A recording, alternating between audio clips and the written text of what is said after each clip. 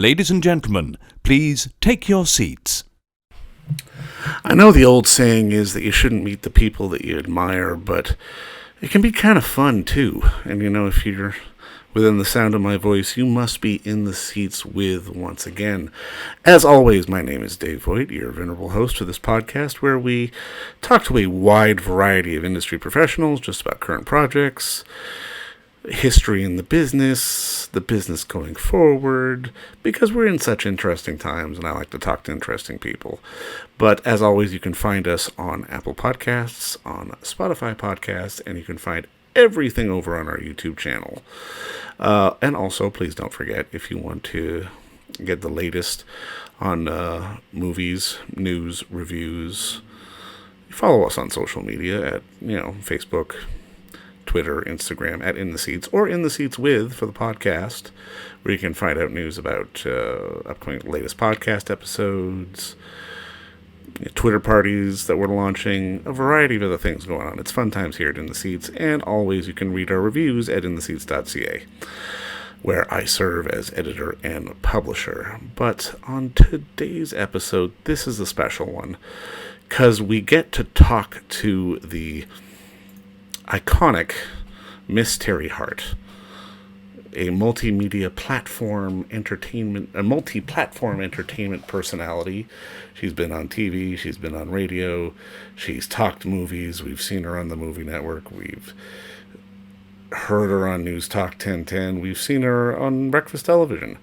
She has seen it all and done it all. If there's anybody who can wax philosophical on the state of the business and where it's going to end up and what we're going to end up doing, I think it's her. And she's got some good stories for us along the way. So I hope you enjoy. Bye. And we live in such a time from an industry standpoint where there is this constant upheaval and this constant sort of bombarding of content. And I hate using that word content, but it's films, it's television, it's everything. And we see people who will appear on TV, and you are obviously a veteran of TV. You were the face of the Movie Network, and you were on City TV and the whole nine yards. But we will often see people who were, and especially for a woman in this industry, we're getting sort of a pretty face shoved on the screen who is reading the teleprompter. But at the same time, I've always appreciated about you is that from minute one, when I saw you on the Movie Network years ago, it was like, Teri knows her shit. Teri Hart has always known her shit. And I'm kind of curious, where did that drive to be sort of a pop culture junkie and sort of just to sort of be aware of, I guess, the moving parts of it all? Where did that initially come from? Well, firstly, thank you. That's very kind. I started off in radio. I started my career taking radio broadcasting at Humber College, and then I worked at a small radio station, and then I worked at CFNY before it was The Edge, and then I worked at Q107. I've always told anybody who wants to get into television, start off in radio. You become a really great communicator, and you understand immediately how important it is to, have all your ducks in a row and know what you're talking about. I have great respect for great radio people, and I always have. And those are the people who taught me the most. The first person who was really influential in my life was Steve Warden. He was the host of the 6 o'clock Rock Report. And he taught me a ton about interviewing, about just going one step further. And I think that that's kind of stuck with me, is to always try to go just one step further in how I'm thinking about content, to use that gross word, but whether it be movies or TV, or when I'm interviewing somebody, just try to go that one step further. Well, and that's how I would imagine that really is sort of a sustaining factor in terms of just having any kind of longevity, because again, if especially in this business, if you're not genuine about it, if there's sort of a disingenuous quality to people not just performing in these films or acting in these films, but the people making them, or the people who are putting the microphone in the person's face on the red carpet to ask about the films. If there isn't sort of any sort of genuine realness there, it comes across pretty quickly. Yeah, I totally agree with you. And listen, I'm just a person, and there are certain things that I genuinely like or love more than other things. But that's not my job. My job, um, when I had those jobs, was to talk about movies and TV in a way that was letting people know whether it's for them or not. Not every movie or television show is made for me. Yeah. I'm a 49-year-old, cisgendered white woman. But the job is to watch all kinds of content, all kinds of things, and let people know if maybe it is for them or not. And that immediately changes how you watch something. It immediately changes how you talk about something. And that's what I always wanted to come across, is that, I'm watching this for you, no matter who you are. I'm not doing it for me. And I have a genuine respect, and still do, always will, for people who put themselves out there and take a risk artistically, making things that they want people to watch, and they want people to feel something by watching. And so whether I subscribe to the whole adage of, nobody ever sets out to make a bad movie. Right.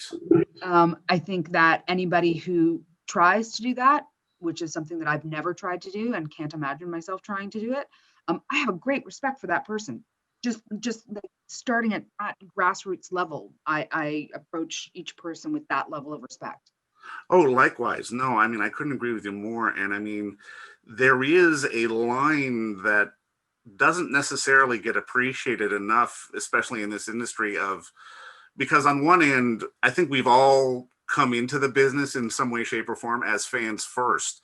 But when you're in the business, you still have to walk that line between the fandom versus the, okay, this isn't good for a reason, and I'm telling you why, or vice versa. I'm telling you this is good, and this is why.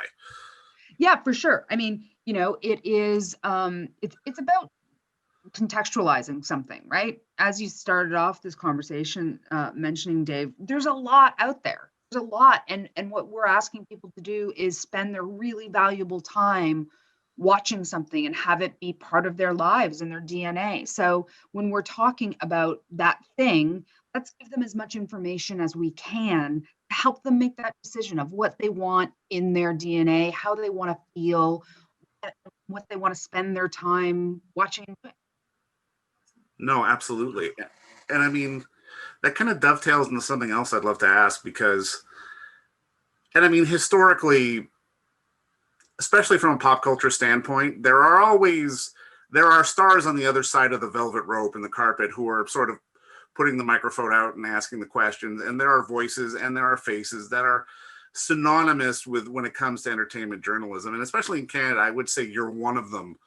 And I'm kind of curious because especially this year, we've lost sort of that red carpet. We've lost sort of those sort of intimate sort of pop culture moments where we're getting sort of like a real like a face-to-face kind of encounter. And I'm kind of curious from your perspective, how do you see everything that's been going on in the world right now with COVID sort of changing that? Because like the whole red carpet concept, which we're all so used to, may not be a thing of the future going forward.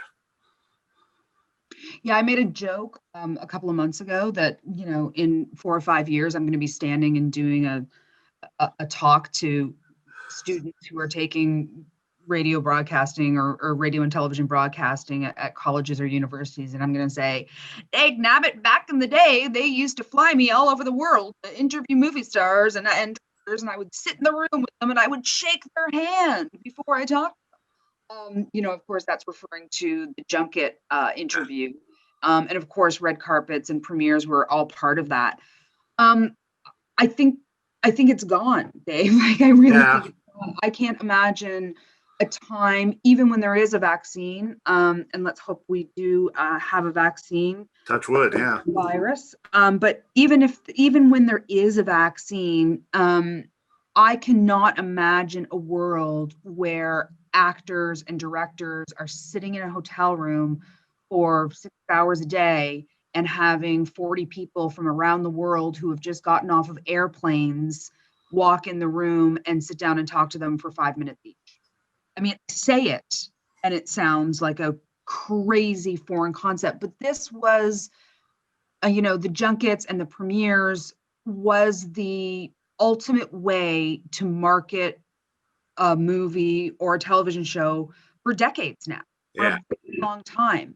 And now they've proven in these past 8 months that they can do it via Zoom. You and I are doing this interview via Zoom. Exactly, yeah. What we can do using this technology. Is it the same? No. But is it the next normal? I think maybe it is the next normal. And, you might be too young, but Brian Linehan, who was legendary Canadian, entertainment interviewer and personality, you know, his next normal, and rest in peace, Brian has passed, but his next normal, and when I started doing the junket circuit, was going from being able to have, half an hour or 25 minutes sitting down with somebody to getting to that time getting winnowed and winnowed and winnowed down.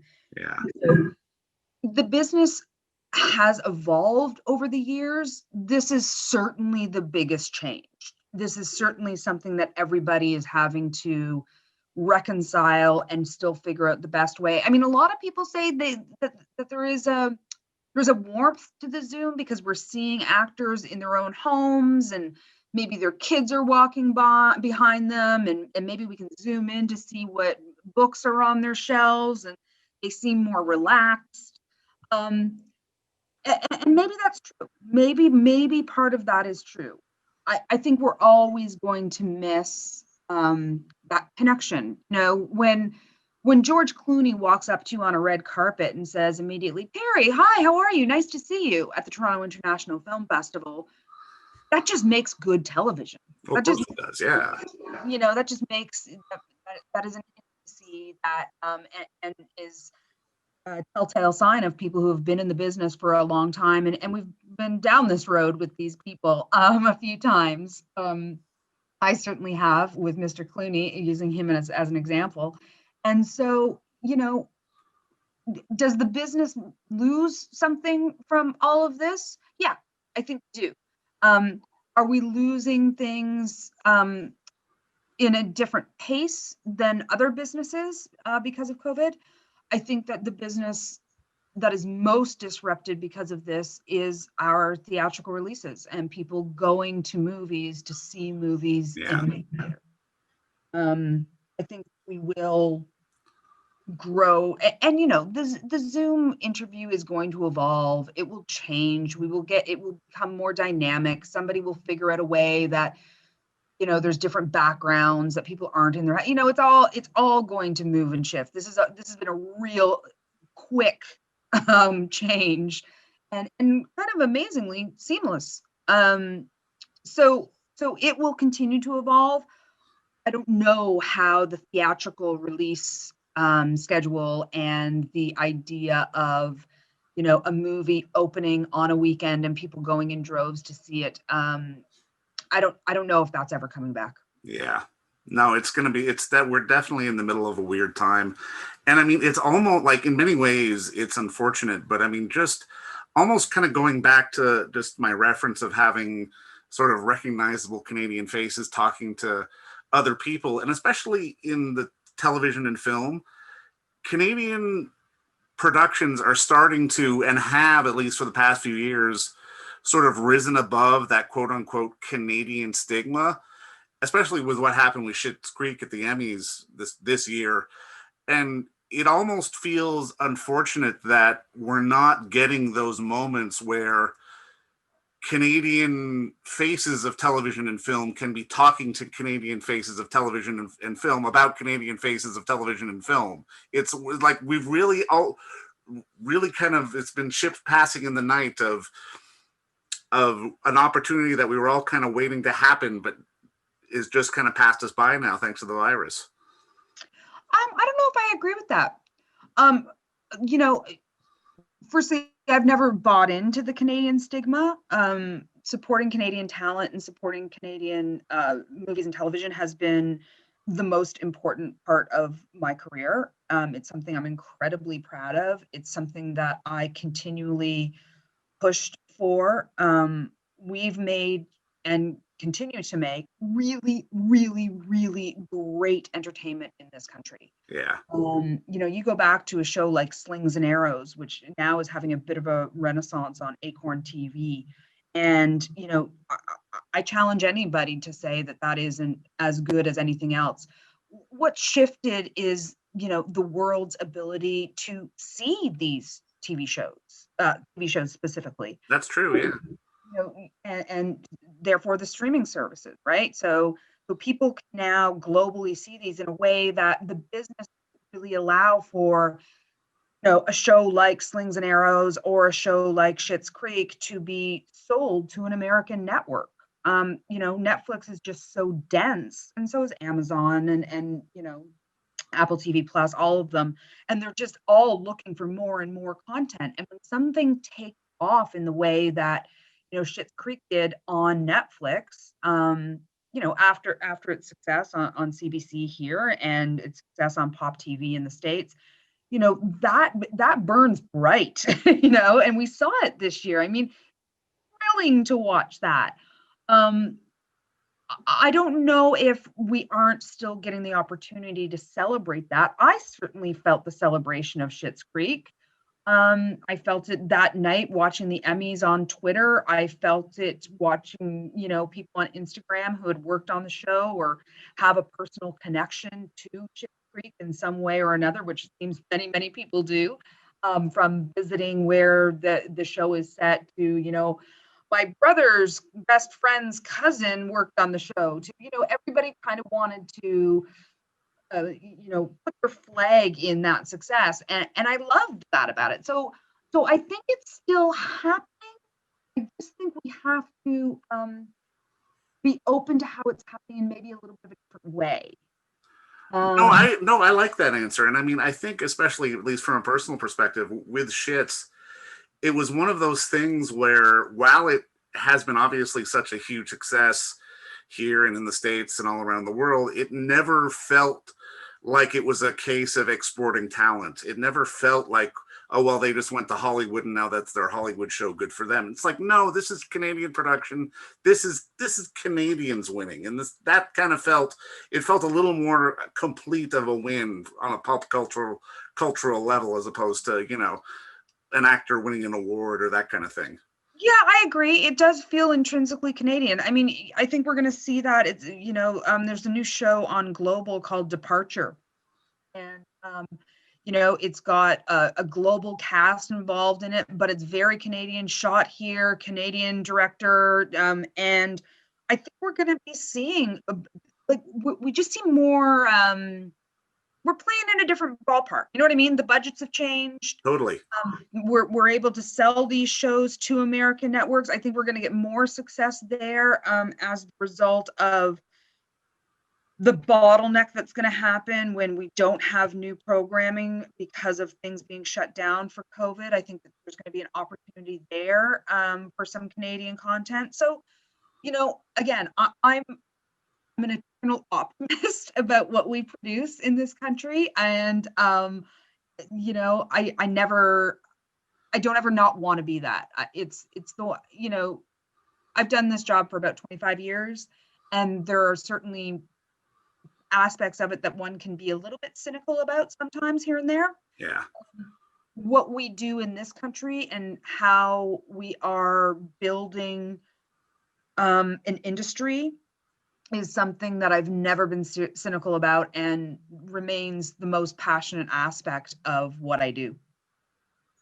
No, and I love hearing that because, I mean, I think that's sort of the important thing to get across of how, like, if the arts will survive, but the art of people talking about the arts needs to have passion behind it in order for it to survive. And I I don't think a person can last. I don't think a person can last in this business without it. It's too much. It's all too much.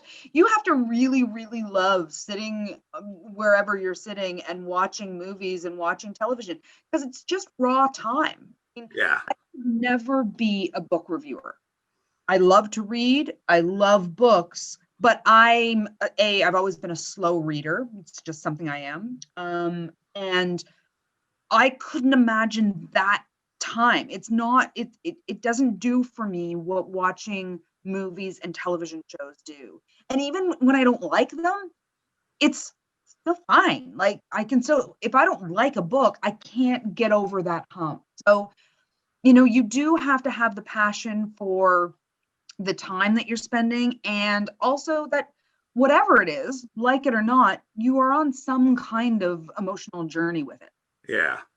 Yeah, but I mean, I love that you say that too, because especially from the outside looking in, people don't always necessarily understand sort of the occasionally punishing aspects of the business too. Because yeah, on one end, it's like, oh, we're just sitting and watching movies, but no, there have been days where you've been at Pearson at 5 in the morning and flown to Los Angeles to do an interview, and then flown back that night and been on TV the next morning. I mean, it's not always easy.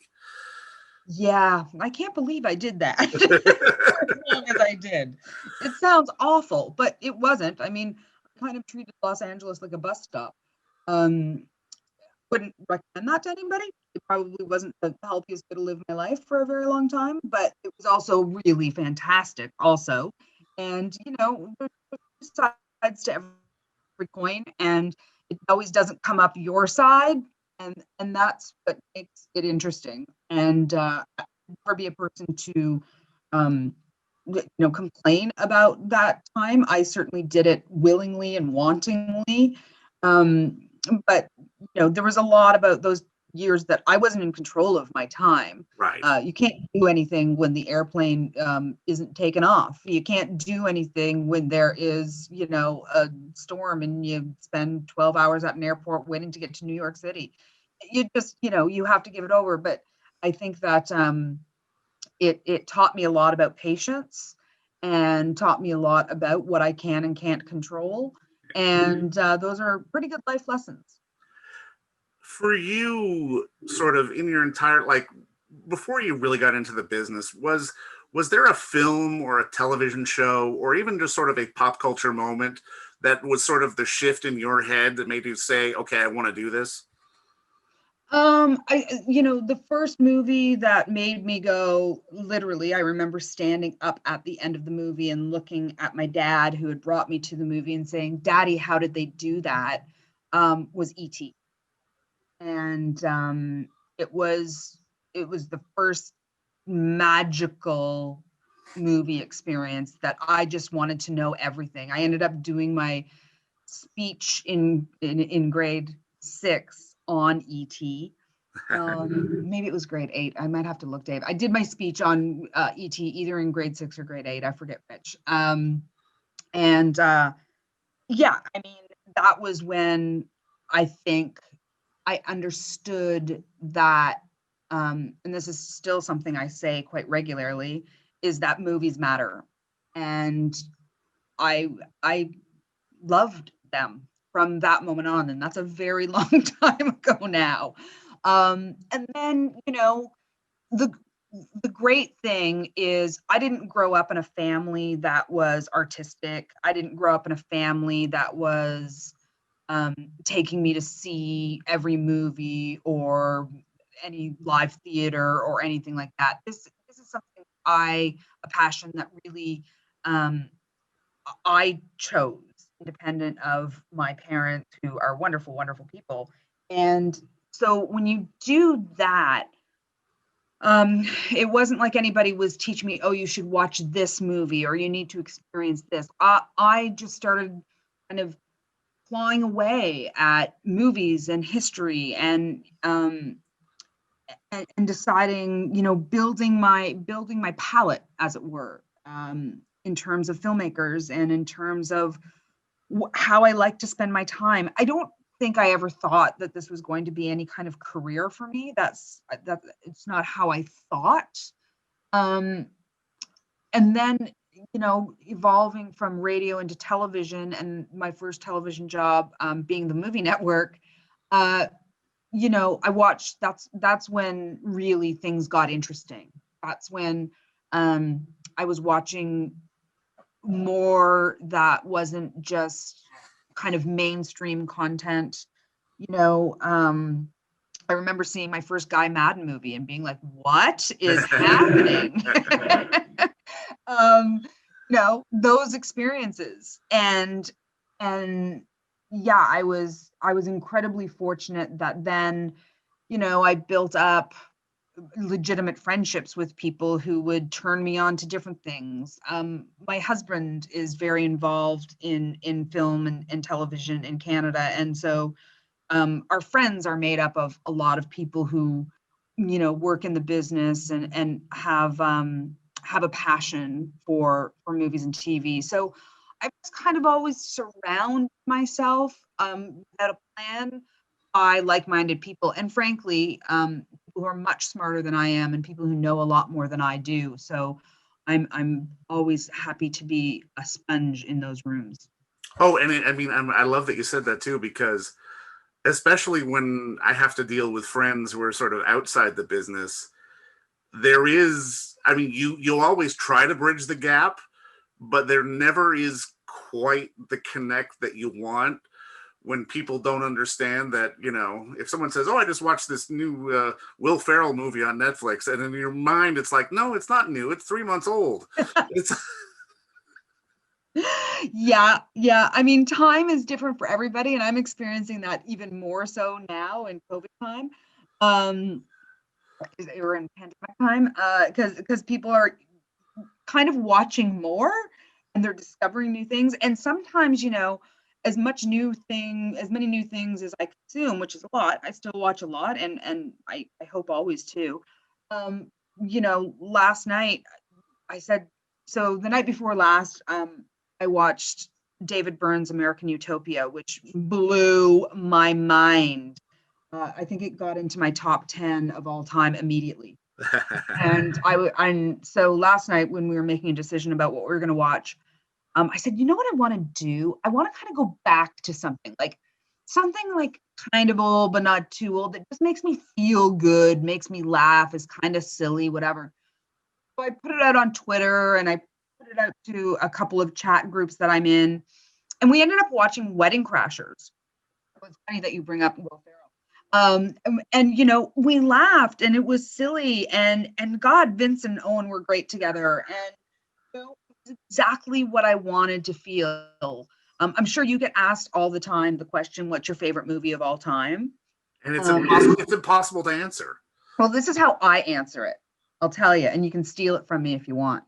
I say it changes all the time because I choose to watch movies based on how I want to feel. Yeah, that's So, like that. pardon me? I like that. Yeah. Yeah. So, I mean, if I want to have a good cry, it's going to be one thing. If I want to have a good laugh, it's going to be another thing. The kind of cry changes, kind of laugh changes, all of those things. So I really do use movies, and certainly, in the hundreds of movies that I qualify as favorites and ones that I love, and can watch over and over again. It depends on how I want to feel. No, that's the right way to look at it, because as much as we're in a business that demands that we sort of craft a certain curation and try to sort of give people recommendations and sort of steer them to what our tastes may be, at the end of the day, if you like it, it's good. If it makes you feel good, it's good. Mm-hmm. That's the most 100%. important thing. I agree completely. Now, I guess just to put a bow on this, because I don't want to keep you too much longer, at the end of the day, because you've done so much and you've still got so much more to go. And for the record, I'm not that much old. I'm not that much younger than you, but I've been watching you for a while. What is out of every interview you've done, out of every moment you've had, is there one moment that sort of stands out, not as a favorite, but maybe as the biggest surprise? Oh, goodness gracious. There's tens of thousands of interviews for me to just. There's an interview that I did with Ryan Gosling for Crazy Stupid Love I wanted you to bring this one up. that I post on a kind of regular basis because it makes people laugh. Backstory to that interview. And I always post it with the caveat of saying, there have been interviews that I've done that are way better than this. But the backstory to that interview was everybody was coming out of that room a little bit ashen. Crazy Stupid Love is a fun rom-com, sweet movie. Ryan Gosling is fantastic in it.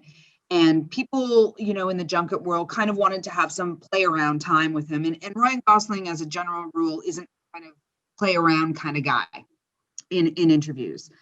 He's very pleasant. He's very nice, but he's not going to just go for a joke. Yeah. That's been the experience.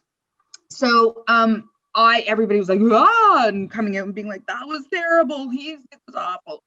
And so I went in and I just kind of took it a little bit of a flyer and said, hey, so in this movie, you say, do you want to get out of here? A lot. Because there's a montage of him saying to a bunch of different women in different bars and scenarios, want to get out of here? Do you want to get out of here? Do you want to get out of here? And it's a great, cute montage. And Ryan Gosling is a very handsome dude. And so I watched him in front of my eyes turn on a movie star charm that very, very few people have. And he has it in spades. And he just looked at me, looked right at me, and he said, do you want to get out of here? And Dave, I was just like, yeah. And then I kind of giggled, an uncomfortable giggle. And then I said, no, but did you? And he was like, oh, I've rehearsed so many times. Do you want to get out of here? Do you want to get? And I was like, oh, I'd get out of here. And then he went to take off his mic. I went to take off my mic. And then I was like, no, I can't. I still have time. I've got to do my job. And he was like, buzzkill. It was just one of those moments that, again, wasn't a grand moment of talking about the movie. I can give you another experience of that that changed my life, actually. But it was just one of those moments, Dave, that it was like, man, this is fun. Man, sometimes you can get a moment, you can have a thing. It's just like, I'm so lucky. Yeah. I'm so lucky that happened in my life. Not that Ryan Gosling was really flirting with me, not that I was really, that we made this moment happen, that a lot of people will get joy out of watching. And that warmed my heart. It was just a great moment. The moment that really changed me gave me a confidence that I could play in this world and I had something to say in this world is going back a very long time ago to Adam McGowan's Oscar-nominated movie, The Sweet Hereafter. And it's probably in my top 10 of all time. Yeah, I would think. Anyway. Oh, it's up there. Yeah, I love that movie too. Yeah, it's perfect. And in the middle of the interview, I asked him a question about, I don't want to, if anybody hasn't seen it, I don't even want to tell you the question. But anyway, I asked him a question. Adam, who is, always a very charming and very giving and very present person, but he looked at me and he said, oh my God, you get it. You really, really got the level of this movie. And to have Adam McGowan say that to me, I was probably 25 years old, made me feel seen, made me feel like I could have those conversations, gave me a confidence that I've told him about since. I've told him this story. And really that was the most generous thing he could say to me. And I don't think he was lying. I don't think he was making it up. He just felt that in that moment and chose to share that with me. And whenever I'm lacking, that imposter syndrome piles up, because it does for all of us. Yeah. And I'm not worthy. Then I remember that moment with Adam. There was a Quentin Tarantino moment for Hateful Eight, I think. And I asked him a question, and it was long and complicated because sometimes I do that. And he said to me, I don't know if I can answer that question in such a beautiful way as you posed it. And that was a nice moment with Mr. Tarantino. And you know what? And I mean, I think that really does sort of sum up, because I mean, I've had some of those moments as well myself. And I mean, really, as many people, it's like, oh, I want to watch movies. I want to talk about movies. I want to write about movies. I want to talk to stars. There's a skill of knowing how to read the room that you can't teach. And you can generate those moments with people by treating them like people. And that, I think that's how you get a good interview out of somebody. And I think you've been doing that for years. And I hope I just did that with you. And I'll say that's it for me. And thank you for the time. I really did have fun with this. Super much my pleasure. Thanks, Dave. And I've been watching you for a long time too. Thanks for keeping on going. It's not easy out there, and you're one of the people who's doing a really good job at it. So thank you. Well, thank you for that, Terry. And I'm definitely leaving that in the episode because I want people to hear it. So cheers. And again, thank you for this. Oh, did you get your mask, by the way?